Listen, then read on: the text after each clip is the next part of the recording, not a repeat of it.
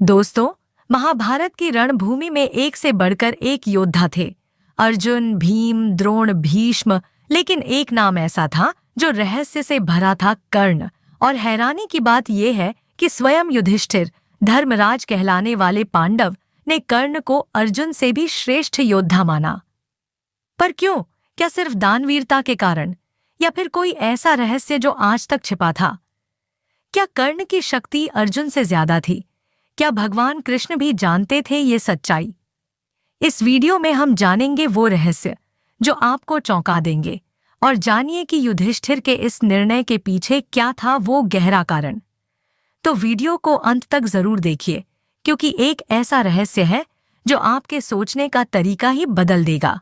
महाभारत के युद्ध से पहले, जब पहली बार कर्ण और अर्जुन आमने सामने आए थे, तो पूरी सभा सन्न रह गई थी। द्रोणाचार्य के सामने अर्जुन अपनी धनुर्विद्या का प्रदर्शन कर रहे थे, और तभी अचानक कर्ण ने आकर चुनौती दे दी। अगर अर्जुन योद्धा है, तो मैं भी उसका मुकाबला कर सकता हूं। सभा में सन्नाटा छा गया, लेकिन कर्ण का आत्मविश्वास सबको चौंका गया। उसने अर्जुन की हर कला का जवाब देने का दावा किया, लेकिन उस समय कर्ण की जाति को लेकर अपमान किया गया। सूत पुत्र हो तो मुकाबला नहीं हो सकता। और यहीं युधिष्ठिर ने पहली बार देखा, ये कोई सामान्य योद्धा नहीं, बल्कि ज्वालामुखी है। उसकी आंखों में लज्जा नहीं, बल्कि शौर्य था। शरीर से नहीं, हृदय से योद्धा था कर्ण। युधिष्ठिर समझ गए, जो अपमान सहकर भी युद्ध की आग में तपे, वो ही असली योद्धा होता है। जब महाभारत युद्ध शुरू होने वाला था, तब एक दिन युधिष्ठिर ने श्रीकृष्ण से कहा, हे माधव, अर्जुन मेरी सेना की धुरी है, लेकिन कर्ण की आंखों में एक अलग ही अग्नि है। कृष्ण मुस्कुराए, लेकिन युधिष्ठिर ने जो कहा वो चौंकाने वाला था। कर्ण सूर्य के समान तेजस्वी है। अर्जुन की विद्या गुरुओं से है, लेकिन कर्ण की विद्या उसकी तपस्या से है। कर्ण ने परशुराम जैसे गुरु से विद्या प्राप्त की थी, वो भी छल से नहीं, समर्पण से। उसने सैकड़ों बार अपमान झेला, मगर कभी हार नहीं मानी। युधिष्ठिर ने महसूस किया कि जो अपनी लड़ाई खुद लड़ता है, वो अर्जुन से भी बड़ा योद्धा होता है। उनके शब्दों में आदर था, प्रतिस्पर्धा नहीं। युधिष्ठिर ने युद्ध से पहले ही यह मान लिया था कि कर्ण एक ऐसा योद्धा है जो इतिहास को बदल सकता है। एक बार युधिष्ठिर ने श्रीकृष्ण से पूछा, माधव, क्या सच में कर्ण अर्जुन से अधिक पराक्रमी है? कृष्ण मुस्कुराए, फिर गंभीर होते हुए बोले, युधिष्ठिर, कर्ण का जीवन एक तपस्या है, जिसे हर मोड़ पर केवल त्याग, अपमान और पीड़ा मिली हो, और फिर भी वह असाधारण बना हो। उसका मूल्य आंकना कठिन है। कृष्ण ने आगे कहा, अर्जुन ने कभी भूखा पेट नहीं लड़ा, लेकिन कर्ण ने भूख, अपमान और अकेलेपन को हराया है। अर्जुन को मैंने मार्ग दिखाया है, लेकिन कर्ण ने अपने मार्ग खुद बनाए हैं। युधिष्ठिर मौन हो गए। वो समझ चुके थे, कर्ण केवल योद्धा नहीं, एक ज्वालामुखी है। कृष्ण ने उस दिन कर्ण को श्रेष्ठ न सही, लेकिन अद्वितीय अवश्य कहा। और यही मौन युधिष्ठिर के मन में कर्ण के प्रति आदर का बीज बन गया। कुरुक्षेत्र का युद्ध भयंकर रूप ले चुका था। कर्ण की सेना पांडवों पर भारी पड़ रही थी। एक रात युधिष्ठिर अपने शिविर में बैठे थे, चुपचाप। नकुल ने पूछा, भैया, आप इतने चिंतित क्यों हैं? युधिष्ठिर ने गहरी सांस ली और कहा, कर्ण को हराना आसान नहीं है, क्योंकि वो सिर्फ युद्ध नहीं लड़ रहा, वो अपने जीवन की हर पीड़ा का बदला ले रहा है।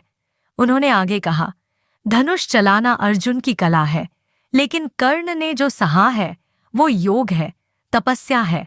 अर्जुन गुरु के आशीर्वाद से चला है, लेकिन कर्ण ने अपमान के अंगारों पर चलकर अपने अस्त्र शस्त्र कमाए हैं। युधिष्ठिर ने पहली बार स्वीकारा कि कर्ण में एक अलग ही आत्मबल है, जो उसे सिर्फ योद्धा नहीं, महायोद्धा बनाता है। कुरुक्षेत्र के युद्ध में कर्ण की सबसे बड़ी पहचान उसकी शक्ति नहीं, उसकी दानवीरता थी। एक दिन युद्ध से पहले युधिष्ठिर ने सुना कि कर्ण ने एक ब्राह्मण को अपना स्वर्ण कवच और कुंडल दान में दे दिए, वो भी जानकर कि उसी के कारण वो मृत्यु के निकट जा सकता है। युधिष्ठिर स्तब्ध रह गए। उन्होंने कहा, जो योद्धा मृत्यु को देखकर भी धर्म का पालन करे, वो साधारण नहीं हो सकता। जिस क्षण उसने अपनी रक्षा छोड़कर ब्राह्मण को कवच दान में दिया, उसी क्षण वो मेरे लिए अर्जुन से बड़ा योद्धा बन गया। कर्ण ने न सिर्फ धन और शक्ति का त्याग किया, बल्कि स्वयं की सुरक्षा तक दान में दे दी। युधिष्ठिर ने महसूस किया, अर्जुन युद्ध में विजेता हो सकता है, लेकिन कर्ण आत्मा का विजेता है। कुरुक्षेत्र के शुरुआती दिनों में भीष्म पितामह युद्ध का संचालन कर रहे थे। कर्ण उनके सेनापति बनने तक युद्ध से दूर रहे। युधिष्ठिर ने एक दिन भीष्म से पूछा, पितामह, क्या कर्ण अर्जुन से अधिक बलवान है? भीष्म पितामह ने गंभीर होकर उत्तर दिया, बल केवल भुजाओं में नहीं होता। कुछ योद्धा अपने अंतर्मन की आग से लड़ते हैं। कर्ण उनमें से एक है। भीष्म बोले, कर्ण युद्ध का ज्वालामुखी है। जब वह फूटता है तो सामने कोई भी टिक नहीं सकता। उसके शस्त्रों में गहराई नहीं, आग है। युधिष्ठिर इस उत्तर से विचलित हो गए। उन्हें यह स्पष्ट होने लगा कि कर्ण के युद्ध का आधार बदला नहीं, आत्मगौरव था। भीष्म के इन शब्दों ने युधिष्ठिर के मन में कर्ण के लिए एक नया आदर उत्पन्न किया। जिसे खुद विरोधी सेनापति भी स्वीकारे, वह योद्धा साधारण नहीं हो सकता। जब कर्ण कुरुक्षेत्र की भूमि पर घायल होकर अंतिम सांसें ले रहे थे, तब वो क्षण केवल युद्ध नहीं, विराट वेदना का था। कृष्ण के आदेश पर अर्जुन ने वह घातक बाण चलाया था, और कर्ण, जो युद्ध भूमि में सूर्य की तरह चमक रहा था, धरती से चिपक गया। युधिष्ठिर उस समय मौन थे, लेकिन जब उन्होंने कर्ण का शांत चेहरा देखा, उनकी आंखों से अश्रुधारा बह निकली। उन्होंने कहा, जिसने जीवन भर सिर्फ लड़ा, समाज से, भाग्य से, अपमान से, उसका अंत भी एक छल से हुआ। उसी क्षण युधिष्ठिर को वह रहस्य ज्ञात हुआ, कर्ण उनके सगे भाई थे। और फिर उन्होंने कहा, मैंने जीवन में केवल धर्म निभाया, लेकिन कर्ण ने धर्म को जिया। आज मुझे लगता है अर्जुन योद्धा है, पर कर्ण मृत्यु से भी बड़ा योद्धा है। यह शब्द युधिष्ठिर के नहीं, एक बड़े भाई के पछतावे थे। कर्ण की मृत्यु के बाद युद्ध तो आगे बढ़ा, लेकिन युधिष्ठिर का मन वहीं ठहर गया। जब श्रीकृष्ण ने उन्हें बताया कि कर्ण आपके बड़े भाई थे, तो जैसे उनके भीतर का पूरा विश्वास टूट गया। वे रो पड़े और बोले, जिसे हमने अपना शत्रु समझा, वो तो हमारा रक्त था, और शायद अर्जुन से कहीं अधिक धर्मात्मा भी। फिर उन्होंने सभी पांडवों को बुलाया और कहा, आज से कर्ण के लिए कोई अपशब्द नहीं। वह हमारे शत्रु नहीं, हमारे कुल का गौरव था। मैं घोषणा करता हूँ, युद्ध भूमि में यदि किसी ने सच्चा धर्म निभाया है, तो वह कर्ण है। यह युधिष्ठिर का एक ऐसा निर्णय था जिसने पूरे महाभारत को नया दृष्टिकोण दिया। कर्ण अब केवल एक योद्धा नहीं, एक आदर्श बन चुका था। महाभारत युद्ध समाप्त हो चुका था, समय बीत गया, और जब युधिष्ठिर धर्मराज बनकर स्वर्ग पहुंचे, तो उन्होंने वहां एक दिव्य तेज देखा, ऐसा तेज जो अर्जुन, भीष्म या द्रोण का भी नहीं था। उन्होंने पूछा, ये कौन है जिसकी आभा सूर्य से भी अधिक दमक रही है? इंद्र ने मुस्कुराकर उत्तर दिया, यह वही कर्ण है जिसे तुमने मृत्यु के बाद भी हृदय से सम्मान दिया था, जिसने जीवन भर अपने धर्म को बिना किसी स्वार्थ के निभाया, जिसने दान में स्वयं को दे दिया और युद्ध में अपने वचन को। युधिष्ठिर नतमस्तक हो गए।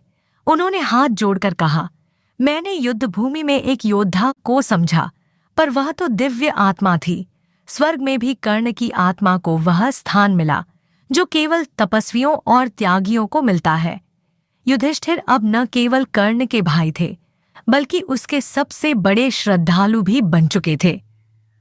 दोस्तों, कर्ण ने अपने जीवन से जो सिखाया, संघर्ष में भी धर्म, अपमान में भी समर्पण और शक्ति में भी विनम्रता, वो किसी ग्रंथ से कम नहीं। युधिष्ठिर ने आखिर में स्वीकार किया कि अर्जुन की विजय हो सकती है, पर कर्ण की पराजय भी विजय से बड़ी थी। जो युद्ध हार कर भी लाखों हृदय जीत ले, वही सच्चा योद्धा होता है। इस जानकारी से हम सीखते हैं, प्रतिभा केवल गुरु या कुल में नहीं होती, बल्कि तप, त्याग और आत्मगौरव में बसती है। कर्ण ने यही सिद्ध किया और युधिष्ठिर ने इसे स्वीकार कर उसे अमरत्व दे दिया।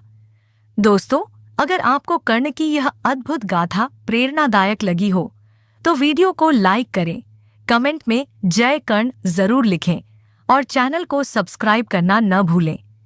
धन्यवाद।